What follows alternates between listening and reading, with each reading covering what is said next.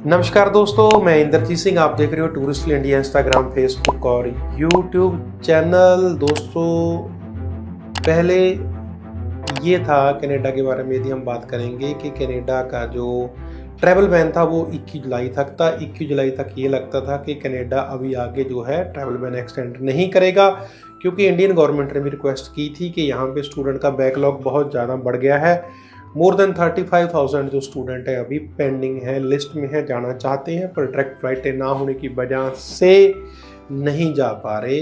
तो कृपया आप ये जो अभी बैन है इसको एक्सटेंड मत कीजिए, कम से कम स्टूडेंट को निकालिए। पर कनाडा गवर्नमेंट ने अपने लोगों की सेहत को ध्यान में रखते हुए वो रिक्वेस्ट नहीं मानी और ट्रैवल बैन 21 अगस्त तक एक्सटेंड कर दिया है।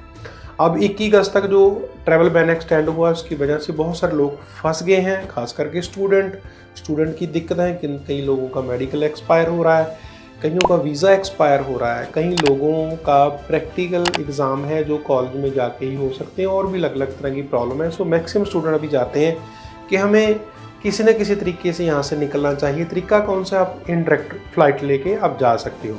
कनाडा ने एक नॉर्म सेट किया है कि आप यदि कनाडा आना चाहते हैं आ सकते हैं, पर उसके लिए शर्त ये है कि आप किसी थर्ड कंट्री से वाया इनडायरेक्ट रूट से आ सकते हैं। उसमें दिक्कत ये है कि आपको किसी इनडायरेक्ट कंट्री में 1 या 2 रात गुजारनी पड़ेगी, क्योंकि आपको वहाँ से कोरोना नेगेटिव का जो है सर्टिफिकेट रिपोर्ट लेके आनी पड़ेगी। पहले जब आप इंडिया से चलोगे तो आपके पास आप फुली वैक्सीनेटेड होने चाहिए और आपके पास कोरोना नेगेटिव की रिपोर्ट होनी चाहिए, वैलिड आपके पास वीज़ा होना चाहिए। उसके बाद बहुत सारे रूट हैं जहाँ से आप ट्रैवल कर सकते हो, जैसे बाया दोहा, बाया मालदीव, बाया रशिया, बाया यूक्रेन, बाया सर्बिया, बाया मेक्सिको, और भी 2-4 रूट जो बने हुए हैं जिस रूटों पे आप इनडायरेक्ट फ्लाइट लेके जा सकते हो। उन्हीं कंट्री से आप ट्रैवल कर सकते हो जो ग्रे लिस्ट में है, जिनमें कोरोना का जो प्रभाव है बहुत कम है। पहले क्या होता था, इंडिया से लोग जुगाड़बाजी से नेगेटिव रिपोर्ट लेके चले जाते थे, उनमें से कई लोग जो पॉजिटिव निकले कनाडा में। तो कनाडा बड़ा हेल्थ कॉन्शियस है अपने लोगों की सेहत को लेके, तो वो नहीं चाहते किसी किस्म का कोई रिस्क लिया जाए।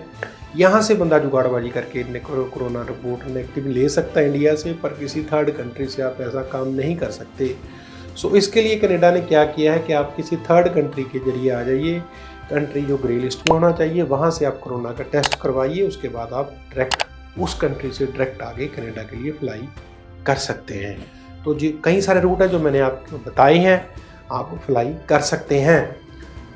अभी जो सिनेरियो चल रहा है, अभी आगे जाके पता नहीं क्या होगा। ससुपंज में सभी लोग क्या करें क्या ना करें, क्योंकि कई लोगों की बड़ी सारी दिक्कतें हैं। कई लोग सोचते हैं कि जैसे अभी जो ट्रैवल बैन है वो एक्सटेंड होता हुआ सितंबर में चला जाएगा, सितंबर में ही कोरोना की फिर दोबारा से लहर ना आ जाए, कहीं हमारे बच्चे जिन्हों पे हमने इन्वेस्ट किया हुआ है 15-15, 20-20 लाख रुपया स्टडी पे लगाया हुआ वो यहाँ पे ना रह जाएं।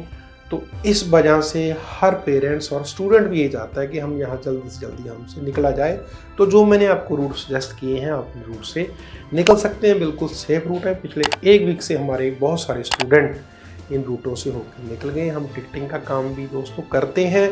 यदि आपने इन रूट से जाना है, इनडायरेक्ट फ्लाइट आपने लेनी है, तो आप हमारी सर्विस ले सकते हैं। और अधिक जानकारी के लिए आप स्क्रीन पे दिए हुए नंबरों पे कॉल कर सकते हैं। शुक्रिया, नमस्कार।